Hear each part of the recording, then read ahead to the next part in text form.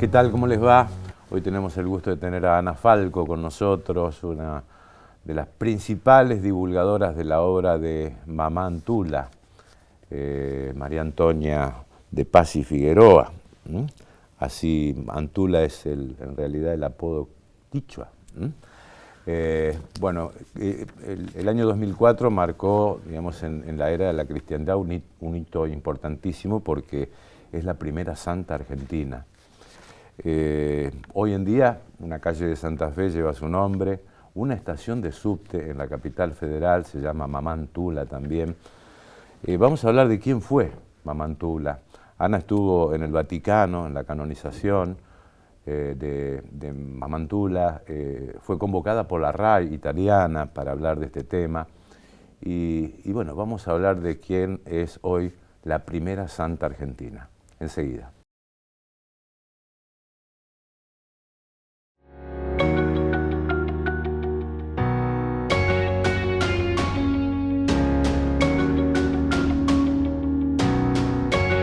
Hola Ana, ¿qué tal? ¿Cómo te va? Un gusto. Un gusto estar con vos y poder poner luz un poquito a esta mujer. A esta historia, ¿no? Una ¿Y por qué la devoción, el interés tuyo en Mamá Antula? Me sorprendió una mujer que rompe esquemas, que rompe un momento histórico, que puede transportarse más allá del espacio físico donde ella estuvo, en el año 1700. Entonces empecé a estudiarla y como ella bien dice, no sé bien por qué me entra esta historia. Yo tendría que repetir esas palabras. Sí, pero contanos quién fue Mamá Antula. Ella nace en el año 1730 en Santiago del Estero, donde está la Compañía de Jesús. Y ella, en ese conocer a la Compañía, creo que ahí se empieza a enamorar de esta acción que hace la Compañía de Jesús, que es dar bienestar a las personas, ayudar para que puedan hacer la producción, fabricar instrumentos musicales, artículos de labranza. Es decir, que donde hay Compañía de Jesús hay un bienestar. Y también atendían a la persona en forma integral, también la salvación del alma. Y cuando una mujer tiene que tomar estado, a la edad de 15 años de ella, no había mucho para elegir en aquel entonces, o se hacían monja o se casaban. Y ella elige algo raro para el momento, que es optar por la libertad, hacerse beata. ¿Y qué es ser beata? No tener una adherencia a un hombre. Cuando sos niña al padre, de casada al marido, y si sos monja a un convento, a las normas de un convento. Ella elige poder moverse libremente y tener esa independencia de mujer. Concepto extraño en el año 1700, donde la mujer ni siquiera podía andar sola. Sí, me imagino que habrá sido en aquel momento, no sé llamarlo revolucionario, pero abrirse paso como mujer en aquel momento, cuando estaba en un segundo plano, no haber sido fácil. Como vos bien decís, una mujer que rompe barreras, una mujer que se adelanta siglos. Uno puede pensarlo como identidad de mujer, abre nuevos rubros. Ella misma escribe que lleva adelante una empresa, impensado que ella pueda escribir cuando la mujer estaba limitada al ámbito familiar, no tenía posibilidades de trabajo. Una mujer que sale al encuentro del otro, sobre todo en términos de Francisco, a los de la periferia. Una mujer que encuentra el gusto para llevar a Jesús a cada una de las personas con un objetivo, para que pueda vivir en libertad y ser feliz, adelantándose también a una nueva evangelización. Sí. O sea que una mujer que tiene un perfil de un momento histórico, pero que no solamente es luz para ese momento, sino que, y aparte sus palabras trasuntan el espacio físico, no queda por este territorio nuestro. Ella tiene la posibilidad de aprender a leer y escribir, también es impensado para aquel momento para una mujer. Y sus cartas van a Europa, y por la importancia, por la avidez que tienen de conocer su palabra, la traducen al inglés, al alemán, al latín, y todo eso hace que la obra y el personaje de estas tierras sea muy conocido en Europa. Tal es así que en vida de ella, en el año 1791, se escribe en Europa un librito, un opúsculo, una biografía sobre ella. También se destaca que, digamos, la peregrinación de ella por todo el país, ¿no? Porque se habla de miles y miles de kilómetros caminando esta mujer. ¿Es así? Perfecto, es perfecto lo que vos estás nombrando. Varios aspectos a tener en cuenta. Primero que es mujer, y dijimos al comienzo que no podía caminar sola. Ella recorre llevando la obra de lo que era la Compañía de Jesús, pero que ya había sido expulsada y que luego es suprimida del mundo. El mundo sostiene la Compañía de Jesús, el mundo, solo por la obra de esta mujer, que la lleva caminando, a pie, primero por Santiago del Estero, luego va al noroeste, Santiago, Salta, Tucumán, Catamarca, La Rioja, vuelve a Santiago del Estero, va a Córdoba, se encuentra con una sociedad distinta, ya tiene la universidad, una sociedad más formada, y luego va a Uruguay, va a Buenos Aires, donde hace su gran obra y está más de 20 años. Se la consideró rebelde, revolucionaria, visionaria, pero también tuvo que abrirse camino frente a la expulsión de los jesuitas, ¿o no?, que se dio en aquel momento, ¿no? Algo impensado. Claro, porque ir contra la orden, ¿no? Ir contra la orden, una orden política y religiosa, los dos tenían que cumplir, que ningún jesuita esté, eso estaba cumplido, pero que no esté la obra. Y esta mujer, que como dijimos, no tiene ni siquiera el carácter de religiosa, es una laica como yo, lleva adelante la obra de los ejercicios espirituales, pero no en forma, digamos, privada y clandestina. Va y pide permisos, y ¿sabés lo peor de todo? Es que logra los permisos de la autoridad política y religiosa. Entonces uno piensa, ¿quién es esta mujer que ante su accionar el poder político y religioso quiebran lo que tenían que cumplir y le entregan los permisos? Ajá. Y cuando llega a Buenos Aires, ¿qué pasó? ¿La recibieron bien o mal? No, vos podés creer que a lo largo de todo el país... Hablando de peregrinación, ¿no? Cuando llega a Buenos Aires, ¿qué pasa? Peregrinó tantas ciudades, peregrinó tantos caminos, desiertos, ríos. Llega a Buenos Aires cansada después de meses, venía desde Córdoba, meses caminando. Llega sucia, como hacia ella que caminaba descalza, porta lo prohibido, la ropa de jesuita, y en Buenos Aires consideran que es o un jesuita disfrazado o una persona perdida, loca.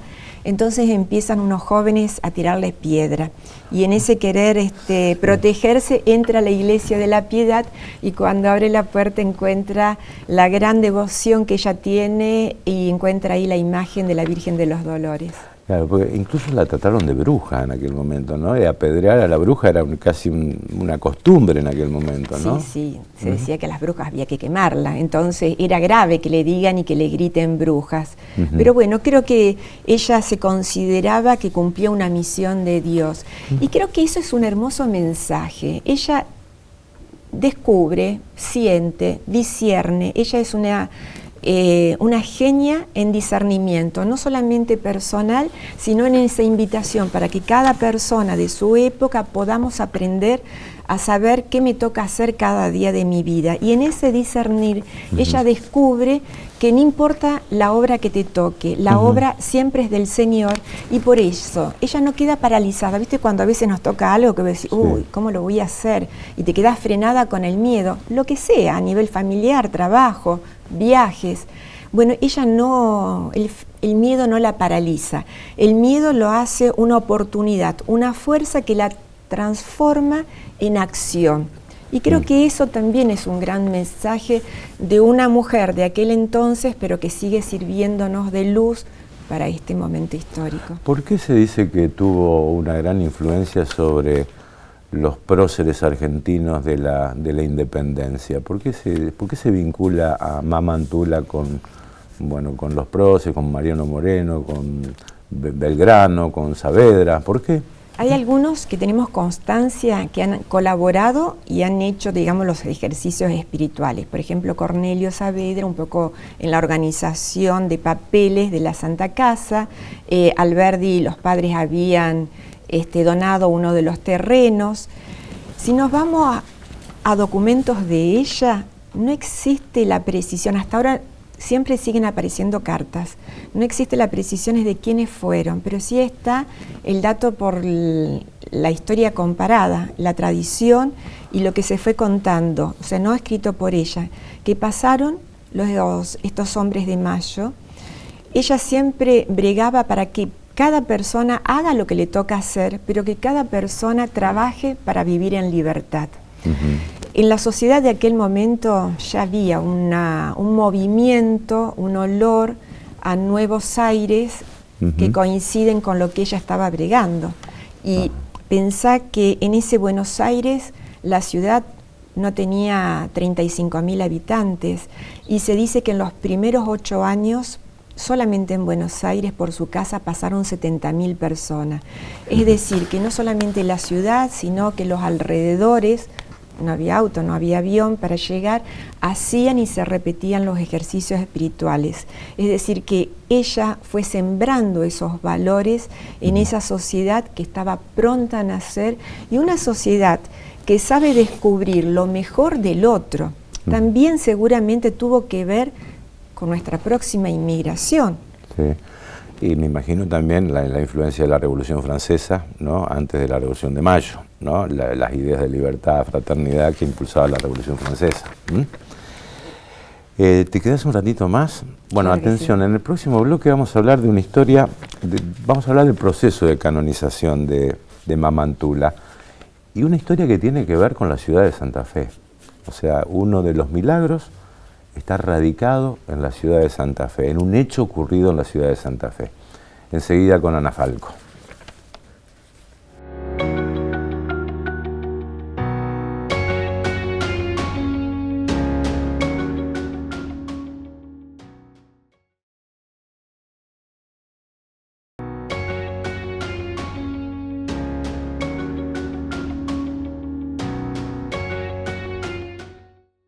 Bien, seguimos con Ana Falco, como habíamos dicho en la introducción de nuestro programa, una gran divulgadora, una de las principales divulgadoras de la obra de Mamantula.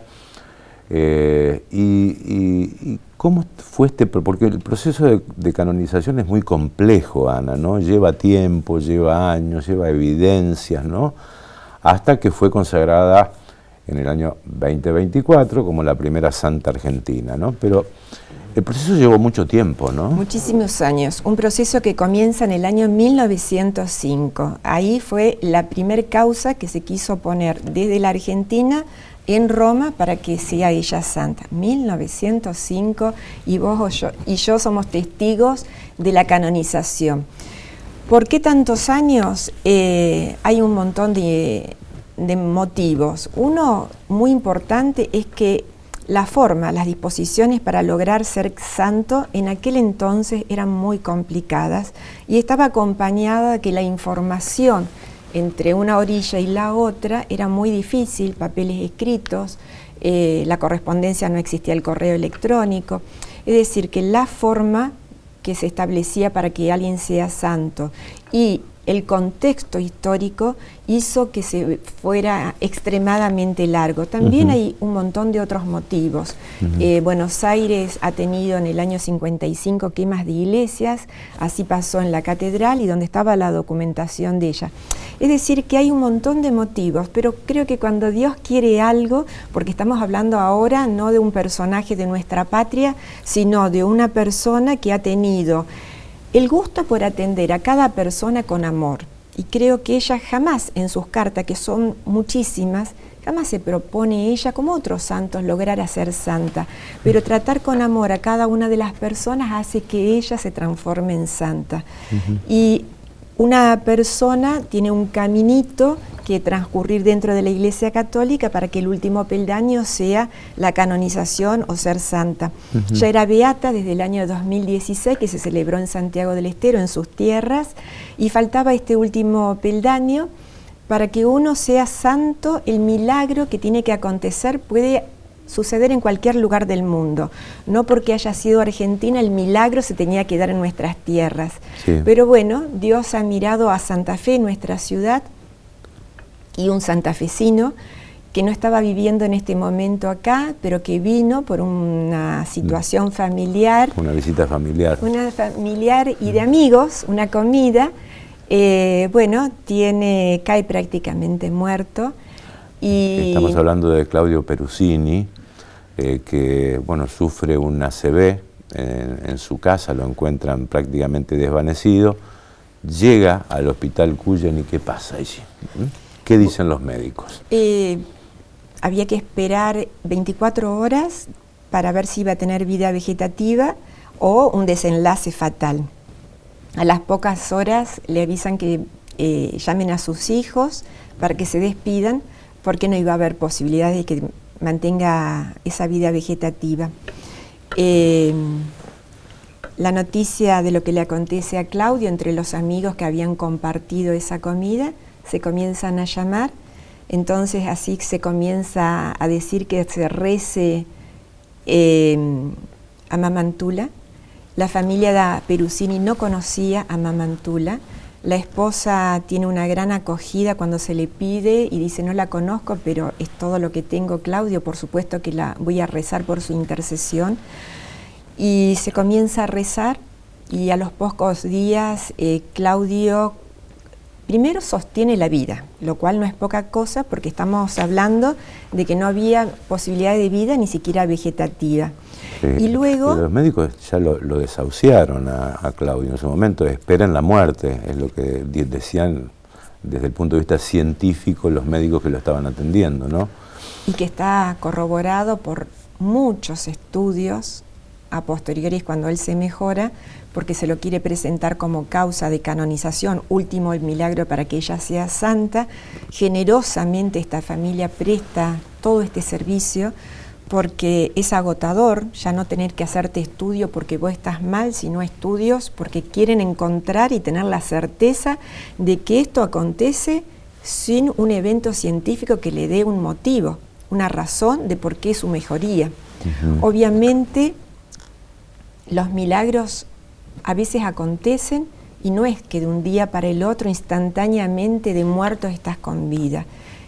Claudio tuvo que pasar con un camino personal de kinesiología, de volver a aprender a caminar, aprender a entender lo que eran las letras, pero con un designio de científicos de Roma, que esa es la Junta Médica, donde no encuentran explicación por qué Claudio no se muere y por qué puede recuperar todas sus capacidades.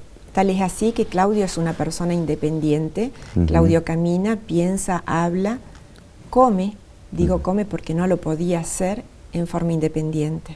Sí, tuvimos una entrevista por la radio muy emotiva, ¿no? De lo que él, bueno, él también considera un milagro de lo que pasó, de haber recuperado la vida.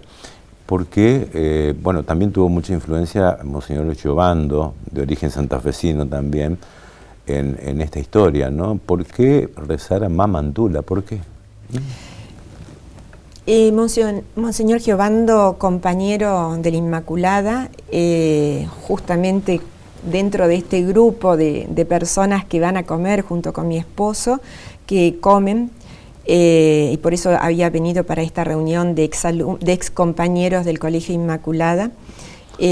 Conocíamos a Mamantula, sabíamos que hacía falta un milagro, entonces bueno, ser conocedores, ser devotos, qué mejor que si un amigo está pasando un momento difícil, invitarlos a decirle: no tenés ganas de que le pidamos juntos a esta persona, Mamantula, que interceda por vos. Por eso vuelvo a decir, personas que no la conocían, como la misma familia de Claudio, sus amigos, personas que ante la necesidad, personas que ni siquiera habían rezado antes, pero viste que muchas veces nos pasa, nos olvidamos de rezar, pero ante la necesidad, por ahí volvemos a rezar. Y bueno, Claudio hizo eso posible, que mucha gente que antes no rezaba lo hiciera por él y que todos juntos lo hagamos en nombre de ella. Hoy en día con el tema de las redes sociales y el WhatsApp hay cadenas de oración para aquellos que están en una situación muy comprometida de su salud, ¿no?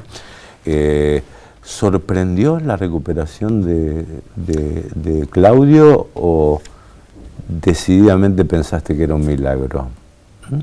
¿Sorprendió? Las dos cosas. ¿Las dos cosas? sorprendió, tenía la certeza que Dios iba a interceder con Antula. En lo personal había viajado varias veces, especialmente a la tumba de Antula para rezar por Claudio.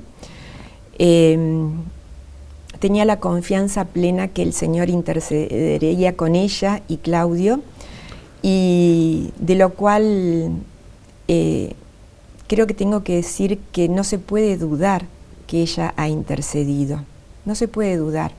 Si yo pido algo, muchas veces después dice, uno puede ponerse a pensar, habrá sido casualidad, pero ¿por qué no lo pensamos al revés? Cuando uno pide es porque alguien querés que te escuche, y Dios escuchó. ¿Y qué pensás de la frase que dice, los milagros no existen, pero existen? Es un poco eso, cuando te acontece el milagro vos decís, ¡ay!